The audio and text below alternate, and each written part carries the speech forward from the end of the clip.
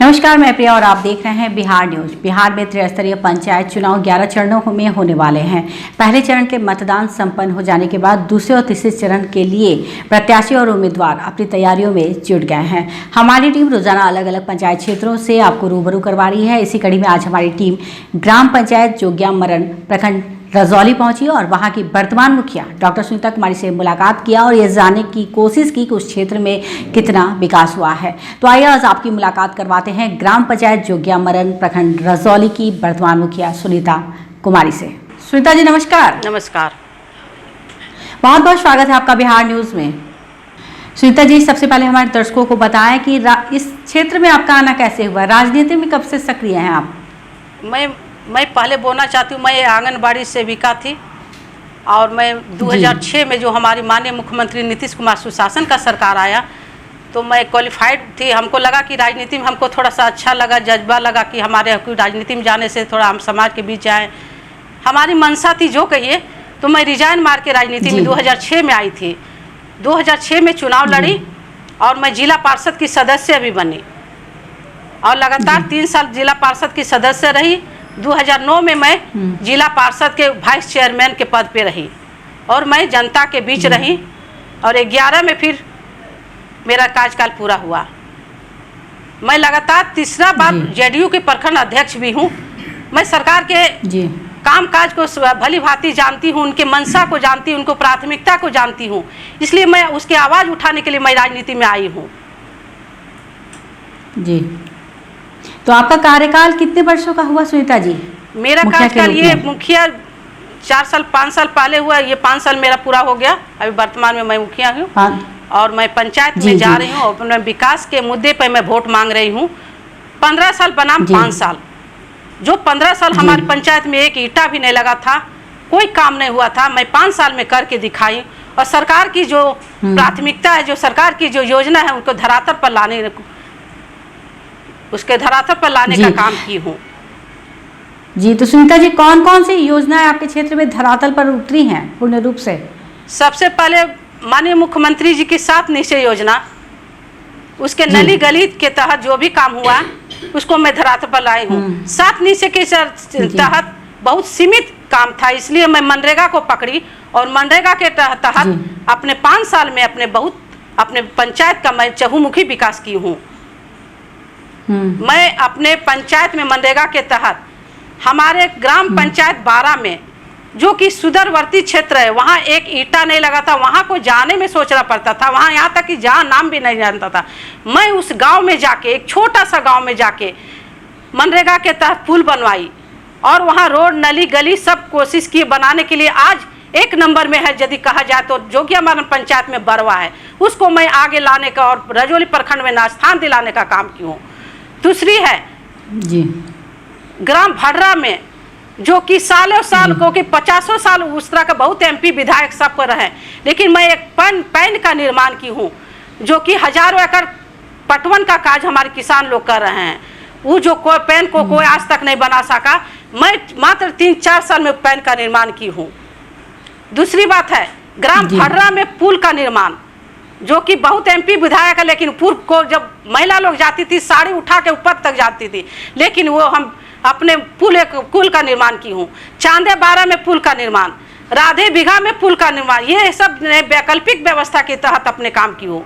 अपने सरकार का पंचायत सरकार भवन, जो कि हाल इधर 2 साल में पंचायत सरकार भवन जो जितना बड़ा बना के रहा वो देखने योग्य है।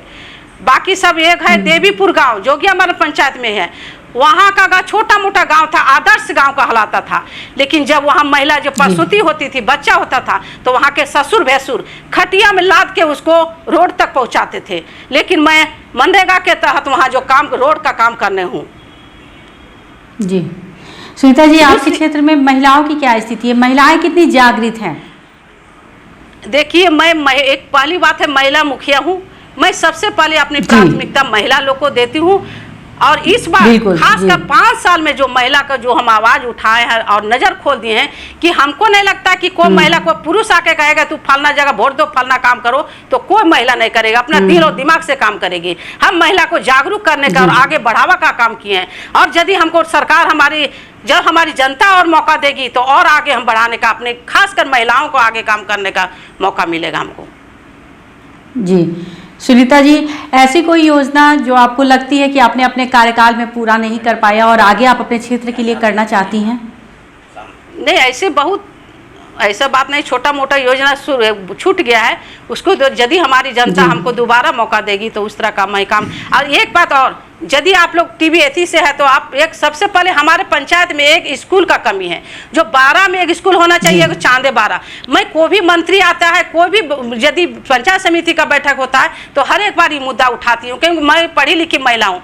जो हमारे स्कूल में, यदि हमारे पंचायत में एक स्कूल हो जाएगा 12 में और चांदे 12 में, तो हम अपने आप को उस दिन हम सही मायने में हम प्रतिनिधि मान लेंगे कि हम है कि ताकत एक स्कूल दिलाने का काम किए हैं।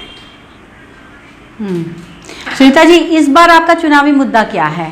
किस मुद्दे के साथ आप लोगों के बीच जा रही हैं? मेरा चुनावी मुद्दा है कि 15 साल बनाम 5 साल, जो 5 साल में जब करके दिखाएं, अपने विकास को मुद्दा के लेकर हम जनसंपर्क कर रही हूँ, जनता से वोट मांग रही हूँ जी, विकास के मुद्दे पे। आप सुनीता जी, हमारे चैनल के माध्यम से आप अपने क्षेत्र के विकास के लिए कोई मांग करना चाहेंगी सरकार से? मैं सरकार से यही मांग कर रही हूँ कि हम पढ़ी लिखी महिलाओं, एक हमारे बरवा में, एक चांदे 12 में, जोगियामारन पंचायत में 2 प्राथमिक स्कूल विद्यालय बन जाएगा तो हम अपने आप को सौभाग्य समझूंगी मैं। जी, और सुनीता जी, आपके क्षेत्र में वृद्धा पेंशन योजना हुई या प्रधानमंत्री आवास योजना हुई, उस पर कितना कार्य हुआ है? वृद्धा पेंशन योजना जो कि हम खुद कराने वाले हैं, इसमें हमको लगता है 2-250-300 हम वृद्धा पेंशन कराए हैं, विधवा पेंशन कराए हैं, विकलांग पेंशन बनाए हैं, कन्या विवाह योजना करवाए हैं। जी, और प्रधानमंत्री आवास योजना के अंतर्गत कितने लोगों को लाभ हुआ सुनीता जी आपके क्षेत्र में? प्रधानमंत्री आवास योजना का जो इसके पूर्व मुखिया था, वो जो काम हुआ उसका समाप्त हो गया, और मैं अभी प्रधानमंत्री आवास योजना से लगभग 150-200 नाम जोड़वाने का काम की हूँ, और हमारे रीजन में अभी नाम जोड़ाया है, सूची में आल है। अभी हमारा जो प्रधानमंत्री आवास योजना है सो अभी नहीं चालू हुआ है। जी, सुनीता जी, क्षेत्र की जनता को चुनाव के लिए आप क्या कहना चाहेंगी? मैं अपने क्षेत्र की जनता को चुनाव के बारे में बोलना चाहती हूँ कि हर एक कोई भी, जिस तरह से हम आप लोग के बीच रह के काम 5 साल किए हैं, आप भी आने वाले इस तरह के प्रतिनिधि चुनिए। आने वाला समय में आप भी इस तरह के प्रतिनिधि बन के दिखाइए, यही हमारी प्रेरणा है। जी सुनीता जी, एक आखिरी सवाल, आप अपने क्षेत्र के लिए सरकार को कोई सुझाव देना चाहेंगी कि किस तरीके से योजनाएं आए जो कि धरातल पर आसानी तरीके से उतरे और लोगों को उसका लाभ मिले?